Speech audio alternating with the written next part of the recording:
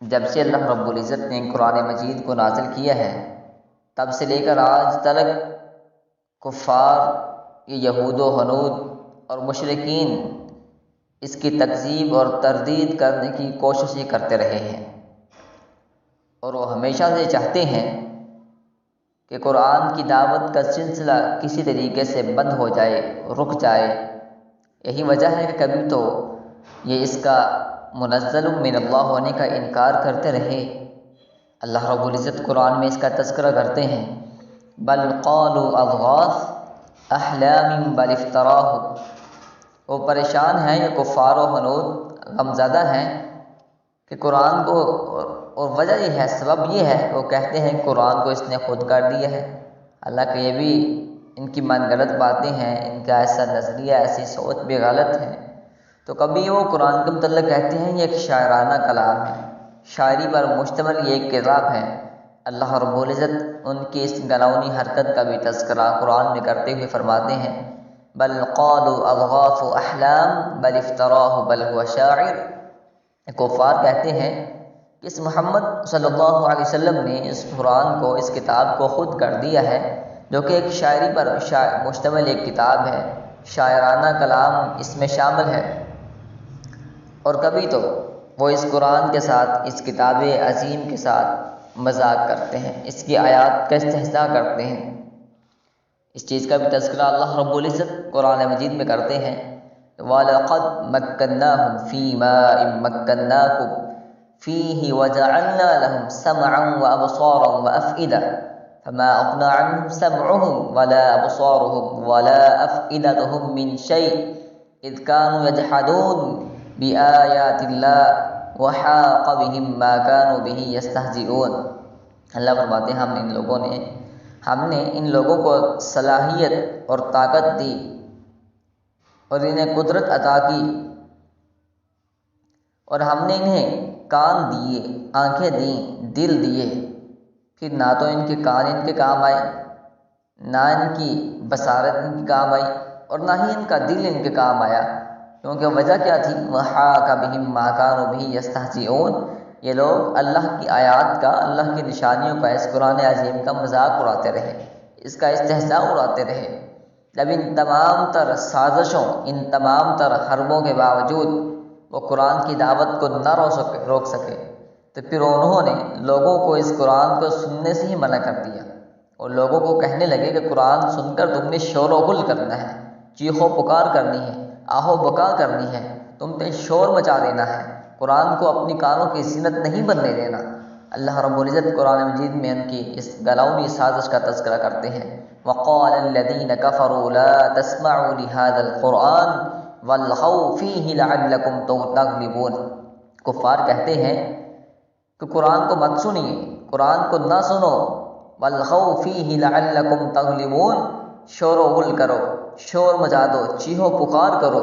تاکہ تم اس پر غالب ہو جاؤ، یہ قرآن تم پر غالب نہ آ سکے، تم پر غلبہ نہ پا سکے، تم پر غلبہ حاصل نہ کر سکے۔ حضرات، اللہ رب العزت نے اپنے قرآن کو، اس دین مبین کو ہر صورت اس دنیا میں غالب کرنا تھا، سو کافروں کی لاکھ کوششوں کے باوجود بھی اللہ رب العزت نے اسے ساری دنیا پر غالب کیا،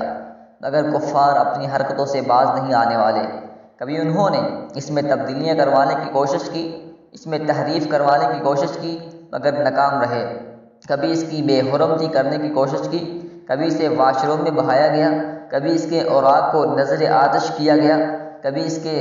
اوراق کو ٹیشو پیپر کی طرح استعمال کیا گیا۔ اور ان سب کے پیچھے سبب کیا تھا، وجہ اور علت کیا تھی؟ کہ آج اس کتاب کے پڑھنے والے دنیا میں سب سے زیادہ ہیں۔ یہ وہ کتاب ہے کہ آج دنیا میں سب سے زیادہ پڑھنے والے اس کے قاری، اس کتاب کے قاری ہیں۔ آج لوگ اس کو پڑھنے کے بعد، اس کو سمجھنے کے بعد، سمجھنے کی وجہ سے اس کو پڑھ کر لوگ بڑی تیزی کے ساتھ دین اسلام کو قبول کر رہے ہیں، دائرہ اسلام میں داخل ہو رہے ہیں، اور کفار اس وجہ سے پریشان ہیں۔ آج ان حالیہ دنوں میں ان سویڈن اور ہالینڈ کے اندر چند دین کے دشمنوں نے قرآن مجید کی بے حرمتی کرنے کی کوشش کی، قرآن مجید کو جلایا گیا اور 1.5 ارب سے زائد مسلمانوں کے دلوں کو تکلیف پہنچانے کی کوشش کی گئی، مگر یاد رکھیے اللہ رب العزت کا وعدہ سچا ہے، قرآن تو باقی رہے گا، مگر اسے مٹانے والے پہلے بھی مٹ گئے۔ جنہوں نے اس کو مٹانے کی کوشش کی وہ خود مٹ گئے، نیست و نابود ہو گئے، اس دنیا میں اس کا نام و نشان مٹ گیا۔ آج جو قرآن کی بے حرمتی کرتے ہیں، ہمارا ایمان ہے یہ بھی مٹ جائیں گے، نیست و نابود ہو جائیں گے، تباہ و برباد ہو جائیں گے، ان کا بھی نام و نشان مٹ جائے گا، کیونکہ اللہ کا وعدہ ہے انا نحن نزلنا الذکر وانا لہ لحافظون، قرآن کو نازل کرنے والے بھی ہم ہیں اور قرآن کی حفاظت کرنے والے بھی ہم خود ہیں۔ ان کے قرآن پہ اعتراضات کیا ہیں کہ یہ ایک من گھڑت کتاب ہے، جبکہ ایسا نہیں۔ اللہ رب العزت قرآن میں فرماتے ہیں وما کان ھذا القرآن ان یفترى من دون اللہ ولکن تصدیق الذی بین یدیہ وتفصیل الکتاب لا ریب فیہ من رب العالمین، قرآن کی شاعر نہیں کہ یہ کسی اللہ کے علاوہ کسی اور کی جانب سے گڑھا گیا ہو، اپنی طرف سے من گھڑت باتیں اس میں شامل کی گئی ہوں، ایسا نہیں ہے، بلکہ یہ تو پہلی کتابوں کی تصدیق ہے، لوح محفوظ میں اس کی تفصیل ہے، اس میں تو کوئی شک نہیں۔ اگر ایسا ہوتا، من گھڑت باتیں ہوتی تو لوگوں کو چیلنج کیا گیا تھا، کہا گیا تھا لاؤ اگر یہ من گھڑت باتیں ہیں تو لاؤ اس کتاب جیسی ایک کتاب، اس کی آیات جیسی ایک آیت لا کے بتا دو، فَأْتُوا بِسُورَةٍ مِّن مِّثْلِهِ وَادْعُوا إِن كُنتُم مِّن دُونِ اللَّهِ إِن كُنتُم صَادِقِينَ، ایک صورت بنا ڈالو اگر تم سچے ہو، اگر سمجھتے ہو کہ من گھڑت باتیں ہیں یہ اللہ کی طرف سے نازل کردہ نہیں۔ اللہ رب العزت نے تو اسے جبریل امین علیہ الصلوۃ والسلام کے ذریعے محمد کریم صلی اللہ علیہ وسلم کے قلب اطہر پر نازل کیا تھا، اگر سمجھتے ہو ایسا نہیں تو لاؤ اس کتاب کی صورتوں جیسی ایک صورت بنا ڈالو، مگر ناکام رہے۔ اللہ نے کہا فَأْتُوا بِعَشْرِ سُوَرٍ مِّثْلِهِ مُفْتَرَيَاتٍ وَادْعُوا مَنِ اسْتَطَعْتُم مِّن دُونِ اللَّهِ، 10 صورتیں بنا ڈالو، بلکہ سب سے پہلے تو چیلنج کیا گیا کہ اس کتاب جیسی ایک کتاب لا ڈالو۔ قُل لَّئِنِ اجْتَمَعَتِ الْإِنسُ وَالْجِنُّ عَلَىٰ أَن يَأْتُوا بِمِثْلِ هَٰذَا الْقُرْآنِ لَا يَأْتُونَ بِمِثْلِهِ، لیکن وہ عاجز رہے، ناکام و نامراد رہے، پھر 10 صورتوں کو چیلنج کیا گیا، قُلْ فَأْتُوا بِعَشْرِ سُوَرٍ مِّثْلِهِ، اس میں بھی ناکام و نامراد رہے، پھر ایک صورت کا چیلنج کیا گیا، اگر سمجھتے ہو من گھڑت ہے، اللہ کی طرف سے نازل کردہ نہیں ہے تو ایک صورت ہی بنا ڈالو، فَأْتُوا بِسُورَةٍ مِّن مِّثْلِهِ، مگر تمام تر چیلنج کے باوجود وہ لوگ ناکام و نامراد رہے، ایک آیت بھی اس قرآن عظیم جیسی آج تک نہیں بنا سکے۔ تو یہ اس بات کی دلیل ہے یہ قرآن اللہ رب العزت کی جانب سے نازل کردہ ہے، سچائی پر مبنی کتاب ہے، اور یہ ایک ایسی کتاب ہے کہ جس میں تغیر و تبدل ممکن ہی نہیں، جس میں تحریر نہیں کی جا سکتی، تبدیلی نہیں کی جا سکتی۔ اس سے قبل آسمانی کتابیں آئیں، انجیل آئی، اس میں تحریف کر دی گئی، تغیر و تبدل کر دیا گیا۔ زبور آئی، لوگوں نے اس میں تحریف کر دی، اس کو اصلیت سے ہٹا دیا، تحریف کر دی گئی، تغیر و تبدل کر دیا گیا۔ تورات آئی، تورات کو اس کی حقیقت سے بدل دیا گیا، تغیر و تبدل کر دیا گیا۔ لیکن قرآن واحد ایسی کتاب ہے کہ اس میں تغیر و تبدل کا امکان ممکن ہی نہیں، اس میں تحریف ممکن ہی نہیں۔ وجہ کیا ہے، سبب اور علت کیا ہے؟ اللہ رب العزت نے اس کو نازل کیا اور ساتھ اس بات کا اعلان بھی کیا انا نحن نزلنا الذکر وانا لہ لحافظون، اہل کائنات اس کتاب عظیم کو ہم نے نازل کیا ہے، اس کی حفاظت بھی ہمارے ذمہ ہے، ہم قیامت تک اس کی حفاظت بھی کر کے دکھائیں گے۔ اور یہ وہ عظیم کتاب ہے کہ آج جو اس کے ساتھ منسلک ہو جاتا ہے وہ وابستہ ہو جاتا ہے، اس سے اپنا رشتہ قائم کر لیتا ہے۔ اللہ رب العزت ایسے شخص کو جسمانی اور روحانی شفاؤں سے نواز دیتے ہیں، اس کے جسمانی اور روحانی بیماریاں ویسے ہی ختم کر دیتے ہیں۔ یا ایھا الناس قد جاءتکم موعظۃ من ربکم وشفاء لما فی الصدور، اہل ایمان، اے لوگو تمہارے پاس اللہ رب العزت کی جانب سے ایک ایسی کتاب آئی ہے، ایک ایسی نصیحت ہے جس میں سینوں کی بیماریوں کے لیے شفا ہے۔ وَنُنَزِّلُ مِنَ الْقُرْآنِ مَا هُوَ شِفَاءٌ وَرَحْمَةٌ لِّلْمُؤْمِنِينَ۔ جو شخص قرآن سے وابستہ ہو جاتا ہے اللہ تو ویسے ہی اس کی بیماریاں ختم کر دیتے ہیں، شفائیں عطا کر دی جاتی ہیں اسے، اس کی جسمانی اور روحانی بیماریوں کو ویسے ہی ختم کر دیا جاتا ہے۔ یہ وہ عظیم کتاب ہے جس کی برکات ہے، جس کے ساتھ وابستہ ہونے والا، رشتہ اور تعلق جوڑنے والا ہمیشہ وہ عزتیں، رفعتیں اور عروج پاتا ہے۔ آج یہود و نصارہ، یہود و ہنود، عیسائی، یہ مشرکین، یہ کفار اسلام سے حسد کر رہے ہیں، جل بن رہے ہیں،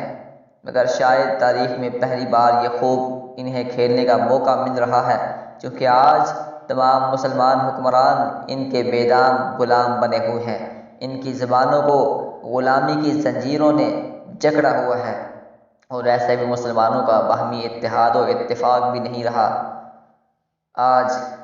کفار کو جب بھی موقع ملتا ہے وہ قرآن کی بے حرمتی کر دیتے ہیں،